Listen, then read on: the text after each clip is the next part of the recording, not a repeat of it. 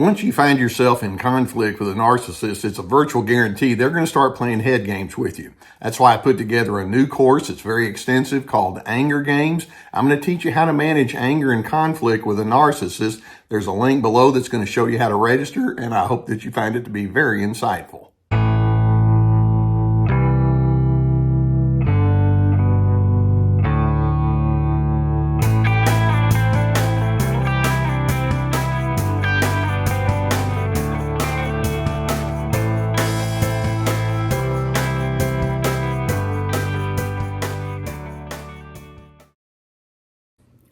Most people would agree that simple acts of kindness are more than just simple. When you show kindness to other individuals, it illustrates, at least in my mind, that you get it.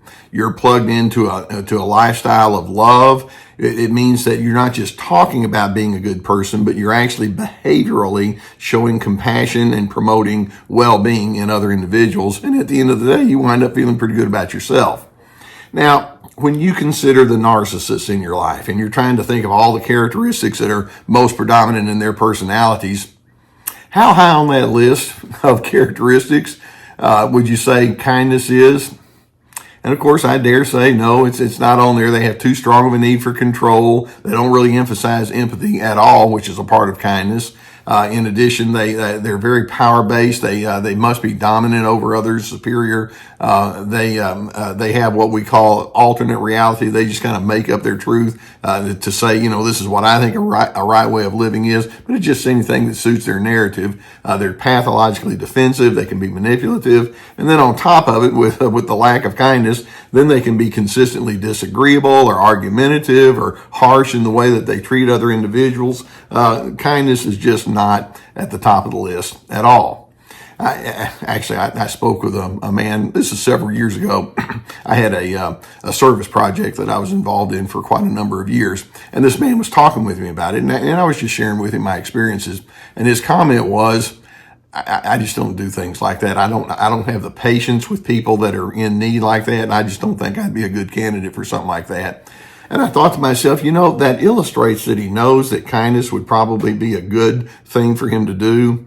And he didn't even realize the sadness of what he was having to say when he says, I don't have patience. Well, that's another ingredient that actually goes along with love too, and compassion and kindness. And it's like, no, I just quit on that a long time ago. And I feel like when they go into that kind of space, it proves I can be that way. I just choose not to because it doesn't suit the kind of lifestyle that I've carved out for myself. Now, what's going on when individuals act in an unkind way? And it can be in this harsh, mean, unruly kind of way. It can be just in a detached, I couldn't care less kind of way. But what's going on there? Well, first and foremost, we can say that the chosen lack of kindness screams, I'm a troubled person. These individuals have decided that, as far as I'm concerned, goodness is a myth. There's people that they want to try to give a good impression, but it's not all it's cranked up to be. But truly down on the inside, it's their way of saying, I just don't have any particular reason to go into that space. It hasn't served me well. I don't see anything good happening in that way. And it just says that they've got a lot of pessimism roaming around on the inside. Now, having said that, we're going to take it a little bit further and say that if you are someone who just cannot emphasize kindness, then it also says you're carrying a lot of pain. You've concluded that this is a pessimistic place to live. When I say this, planet Earth, it's like, why bother? They'd rather entertain themselves with themes of violence or either that or they just go crawl under a rock and don't engage with anybody at all. But either way you look at it, they thought, they've concluded there's too much pain that I carry on the inside of me.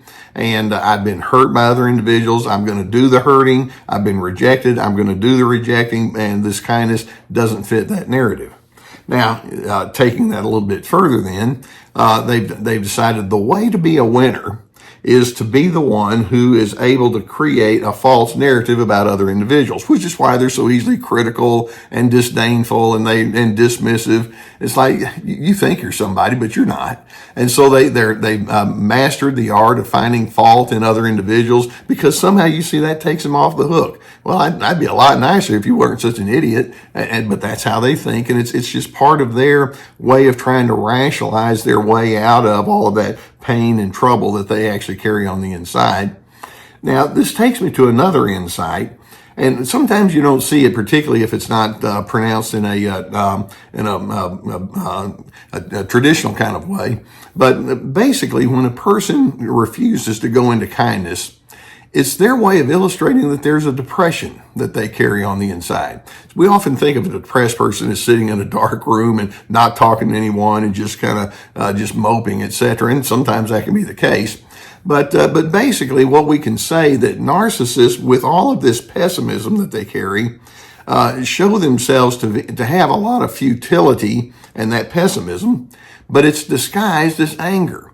Many times in their anger, you can see the despair. They're going to just spew about all the things they don't like and what's gone wrong and how they wish things could be better. They can go into the passive-aggressive kind of anger where it's like, why would I cooperate with you? Because it's their way of saying I'm just completely steeped in a dismal way of life. And these are individuals who are depressed. They just don't necessarily want to call it that. Now, in addition, then, we can see that there's a good chance that these individuals had the wrong kind of role modeling with respect to kindness. Some of them learned that being the biggest, baddest, meanest person that you can be, the most aggressive, that's the way to do it. Some of them learned that you have to be a performer or have beauty or be appealing in other kinds of ways. But in other words, you can manipulate folks. But that's not the same as kindness. And as a result, they may not have had the modeling that would have been necessary that would have made that something very appealing. And then in addition, and this is another thing that sounds a bit ludicrous, but the lack of kindness is actually tied to a narcissist's coping mechanism. Like I say, that doesn't make much sense, but it's like, I've got to get ahead in this world. And if I take the time to just hang with people over here, do nice things or be friendly or attentive or conscientious, that's going to take away from my power. And I don't want to take away from my power. So they have to demonstrate and maintain their dominance and their power because you see, kindness means that they feel like they've left up, they're giving up their power. And so the lack of kindness is a backwards part of their coping skills. Then, in addition to that, they think in terms of assigned roles. They have the assigned roles as being the one that knows everything. Their opinions are best and their ways are best, and you're just supposed to be subordinate. And again, subordination is not something that works in their world, which they associate with kindness and goodness.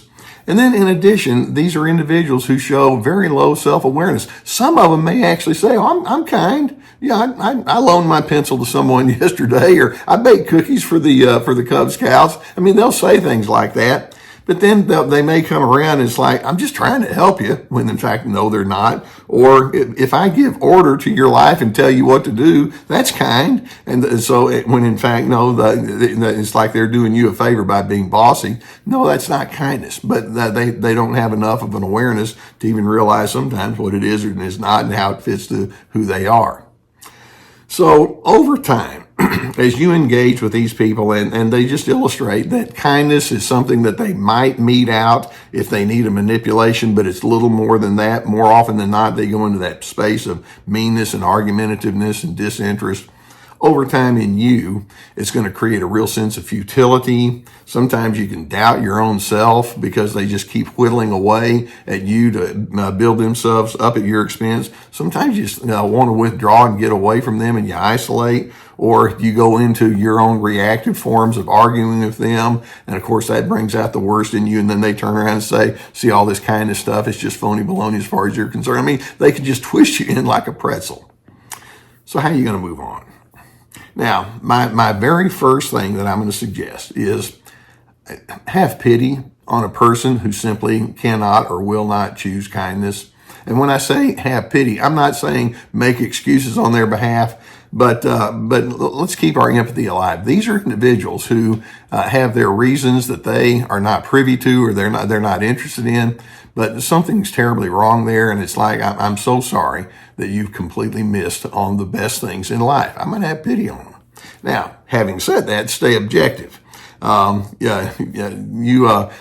want you to think that their lack of kindness is caused by you, or you want to think, well, maybe if I can talk them into it, like that guy that was talking to me about service projects. No, objectivity says these are people that they're their own separate person, but I'm going to be my own separate person as well. And so don't get drawn into agitated debates with them. Don't persuade them about how they should be or how they ought to quit treating you or other individuals. Don't keep pleading your case. Instead, a part of your boundaries means you establish your own guiding traits. You live into those traits. You offer no apology for who you're going to be. It requires you to be an independent person as you move forward. Stay independent. Be the person that takes your own healthy initiatives. And then ultimately, you might even have to shift gears in terms of how you assess the relationship with that person, and recognize sometimes just being neutral with that narcissist is, the best you're going to do. They'll pull you all the way over here into their hard negativity. You, in your kindness, want to bring them in and say, hey, come on, be over here in the good world with me. And if you can just at least have an absence of conflict with them, maybe that's just enough, and you're going to need to find a different tribe to hang with. So we can see that, like I say, narcissists, when they refuse to go into that kindness space, they're saying so much about the pessimism and about the futility that they carry, but instead they emphasize all sorts of other things that make them think that they've got the tiger by the tail, when in fact, no, they don't. At the end of a person's life, I love it when I hear folks say, that was the kindest person I ever met, or that person left me with a smile whenever I was in that individual's presence, or there was just a decency and a goodness. And I hope that you're kind of gathering some material now that gives people who's ever going to speak your eulogy some good material to work with. And you can be that kind of person. To the narcissist, I'm thinking, your inability to be kind is not my problem to solve.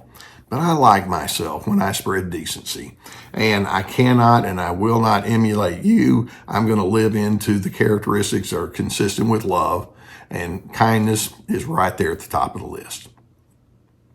Now, if you haven't already subscribed, I would encourage you to do so. We're going to keep bringing more videos toward you. And I hope that we're talking about surviving narcissism here. I hope you can see that I want to have an awareness of where they are so it can inspire us to go into a different direction. So hit that subscribe button. We're going to keep more videos coming your way. I know that this is the time when you know that I'm going to talk to you about going into therapy. And the reason I do that each video is because I believe in it.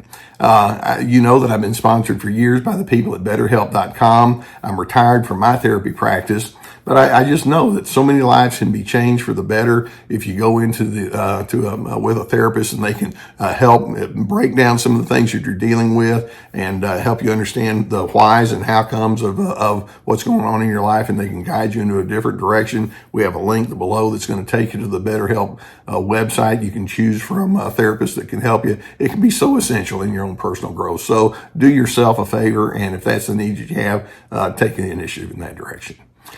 In addition, I put together classes. I've got a brand new one that's coming out called Anger Games, and you're going to be hearing plenty about that. And I'm really excited about that one. Each class that I have has at least 25 videos with guided handouts and documentation with questions. We also have Ready, Set, Connect, about making good connections, Free to Be, about finding yourself despite controllers. This is me, establishing boundaries. So good resources there. And it's me trying to bring a therapeutic initiative toward you. We also have on my website access to my webinars, which are 90-minute presentations, which are a bit different. In addition, access to my podcast, articles, my books, plenty of resources. Make yourself available to that. I hope for your sake that you emphasize kindness, and you're known as being a person that loves to be a person of decency in another person's life. Make yourself available to someone in a way that says, I want to lift that next person's spirit up, and at the end of the day, you feel pretty good about yourself. Narcissists don't go into that space because of all of their internal chaos. But I'm hoping you can be a person of decency, and you can be predictably good to other individuals as the opportunities arise. And in doing so, it allows you to claim your sense of internal peace.